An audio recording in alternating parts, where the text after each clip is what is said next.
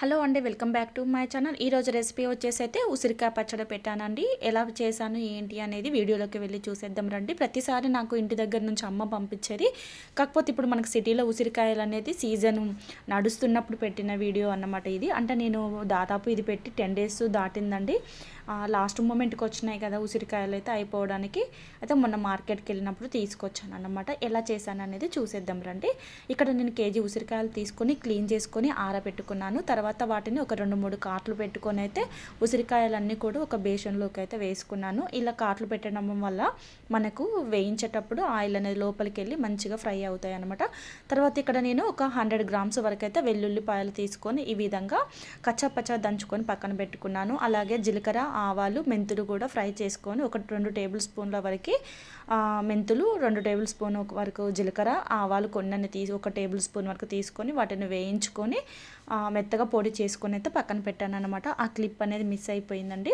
తర్వాత వచ్చేసి ఇక్కడ ఉసిరికాయలని ఇంకా కాట్లు పెట్టుకున్న ఉసిరికాయలన్నీ కూడా ఇక్కడ గ్యాస్ ఆన్ చేసుకొని ఒక కడాయి పెట్టుకొని ఒక 1/2 kg వరకు అయితే ఆయిల్ వేసుకున్నాను. అంటే కేజీకి 500 grams ఆయిల్ అయితే వేసుకున్నాను. వేసుకొని ఈ విధంగా కలర్ చేంజ్ అయ్యేంత వరకు కూడా, బ్రౌన్ కలర్ వచ్చేంత వరకు కూడా ఉసిరికాయలు అనేది ఫ్రై చేసుకున్నాను అనమాట. ఎందుకంటే ఇవి మంచిగా ఫ్రై చేసుకుంటేనే మనకు టేస్ట్ అనేది ముక్క మెత్తగా ఉండి టేస్ట్ బాగుంటుంది. అంతేకాకుండా ఇవి మన ఉసిరికాయలు అయితే పుల్లగా చాలా చిన్నగా ఉంటాయి కదా, ఇవి అలా కాకుండా హైబ్రిడ్ లాగా ఉన్నాయి అన్నమాట. అందుకోసం అని చెప్పేసి పెద్ద పెద్దగా ఉన్నాయి కదా అని కలర్ కొంచెం మంచిగా ఫ్రై అయ్యేంత వరకు కూడా వేయించుకున్నాను. అన్నీ కూడా మిగిలిన అన్ని ఉసిరికాయలు కూడా ఈ విధంగా ఫ్రై చేసుకొని పక్కన పెట్టుకోవాలి. కేజీ ఉసిరికాయలకు నేను ఇక్కడైతే 100 grams వరకు అయితే కారం తీసుకున్నాను. అలాగే 60 grams వరకు అయితే ఉప్పు తీసుకున్నాను. తీసుకున్న తర్వాత ఇక్కడ చూస్తున్నారు కదా, నేను మిక్సీ పట్టినటువంటి వెల్లుల్లి, అలాగే జీలకర్ర, మెంతుల పొడి, కారం, ఉప్పు మొత్తం కూడా వేసుకొని ఈ విధంగా గరిటె సహాయంతో అయితే ఒకసారి ఈ విధంగా కలుపుకున్నాను మొత్తం కూడా. ఆయిల్ అనేది మనం ఇంతకుముందు ఉసిరికాయలు వేయించుకున్నాం కదండి, ఆ ఆయిల్నే నేను ఇందులోకి అయితే పోసాను. కొంతమంది అయితే ఆయిల్లోనే జీలకర్ర, వెల్లుల్లి వేసుకొని పోపు చేస్తారు. నేను పోపు ఏం చేయలేదు, డైరెక్ట్ అన్నీ కూడా ఇందులోనే కలిపేసాను అనమాట.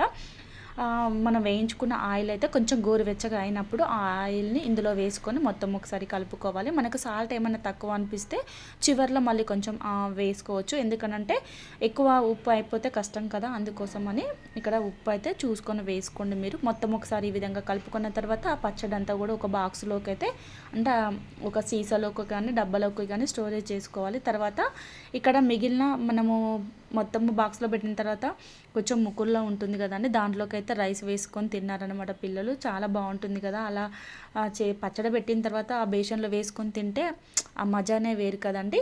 తర్వాత ఇక్కడ చూసారుగా నెక్స్ట్ డే వరకు మనకు ఆయిల్ అనేది సపరేట్ అయిపోయి మనకు ఉసిరికాయ పచ్చడి అయితే రెడీ అయింది. ఆయిల్ సరిపోకపోతే మరి కాస్త కొంచెం పోసుకోండి, సరిపోతుంది. వేడి వేడి అన్నంలోకి ఉసిరికాయ పచ్చడి వేసుకొని తింటే చాలా బాగుంటుంది. తప్పకుండా ట్రై చేయండి. Please subscribe.